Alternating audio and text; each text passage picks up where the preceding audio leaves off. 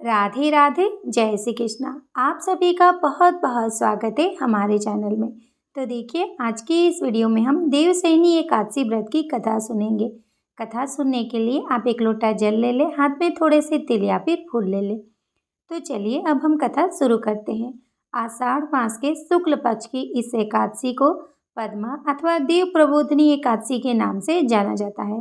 इस दिन से भगवान विष्णु जी 4 माह के लिए क्षीर सागर में शयन करते हैं। इसी कारण इस एकादशी को हरिशयनी एकादशी भी कहते हैं। पुराणों में यह भी कहा गया है कि इस दिन से विष्णु भगवान 4 माह तक बलि के द्वार पर पाताल लोक में रहते हैं और कार्तिक मास के शुक्ल पक्ष की एकादशी को अपने लोक में लौटते हैं। इस 4 महीने में भगवान विष्णु के क्षीर सागर में शयन अथवा पाताल में निवास करने के कारण ही विवाह आदि कोई भी शुभ कार्य नहीं होते हैं। लगभग सभी एकादशियों को भगवान विष्णु जी की पूजा आराधना की जाती है, परंतु आज की रात्रि से तो भगवान का शयन प्रारंभ होगा, अतः उनकी विशेष रूप से विधि विधान से पूजा की जाती है। विष्णु भगवान की प्रतिभा को आसन पर आसीन कर उनके हाथों में शंख, चक्र, गदा, पद्म सुशोभित कर उन्हें पीताम्बर, पीले वस्त्रों या पीले दुपट्टे से सजाया जाता है। पंचामृत से स्नान कराकर तत्पश्चात भगवान की धूप दीप आदि से पूजा की जाती है तथा घी के दीपक से आरती उतारी जाती है।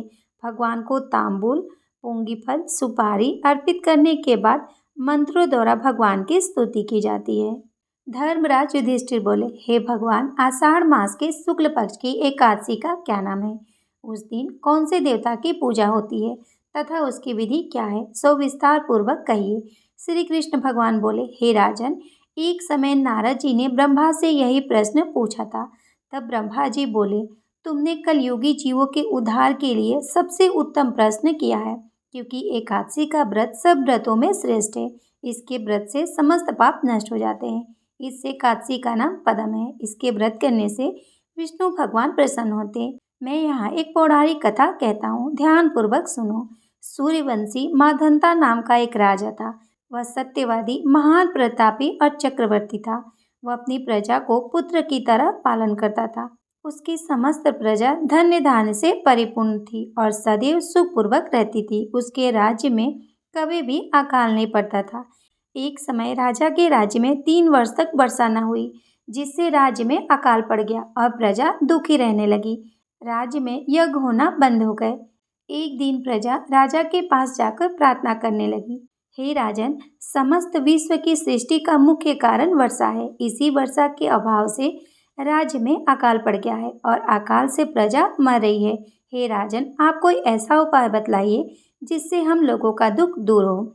इस पर राजा माधंता बोला कि आप लोग ठीक कह रहे हैं, वर्षा न होने से आप लोग बहुत दुखी हैं। राजा के पापों के कारण ही प्रजा को दुख भोगना पड़ता है।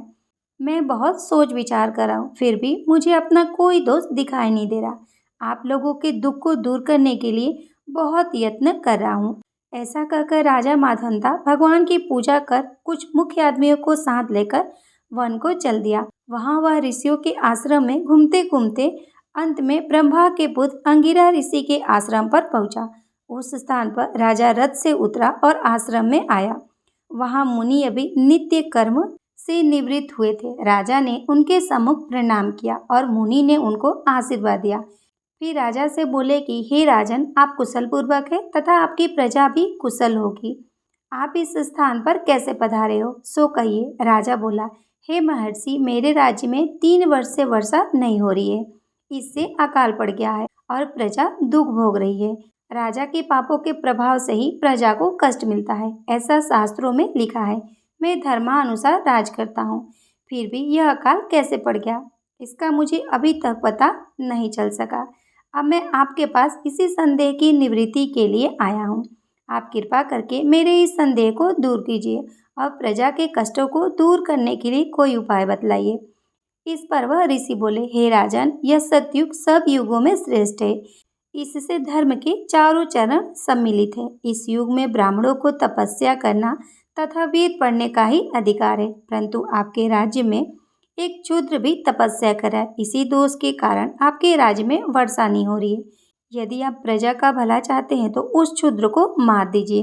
इस पर राजा बोले, हे मुनीश्वर, मैं उस निरपराध तपस्या करने वाले क्षुद्र को नहीं मार सकता। आप इस दोष से छूटने का कोई दूसरा उपाय बतलाइए। तब ऋषि बोले, हे राजन, यदि तुम ऐसा ही चाहते हो तो आषाढ़ मास के शुक्ल पक्ष की पद्मा नाम की एकादशी का विधि पूर्वक व्रत करो।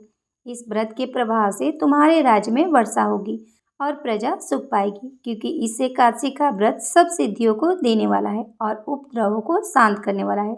मुनि के इन वचनों को सुनकर राजा अपने नगर को वापस आया और विधि पूर्वक पद्मा एकादशी का व्रत किया। उस व्रत के प्रभाव से राज्य में वर्षा हुई और मनुष्यों को सुख पहुंचा।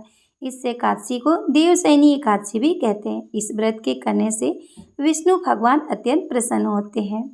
अब आपने जो हाथ में तिल या फिर फूल लिया है उसे आप भगवान को अर्पित करें। थोड़े से आप जल के लोटे में डालकर सूर्य देवता को अर्घ्य दे दें। राधे राधे। जय श्री कृष्णा।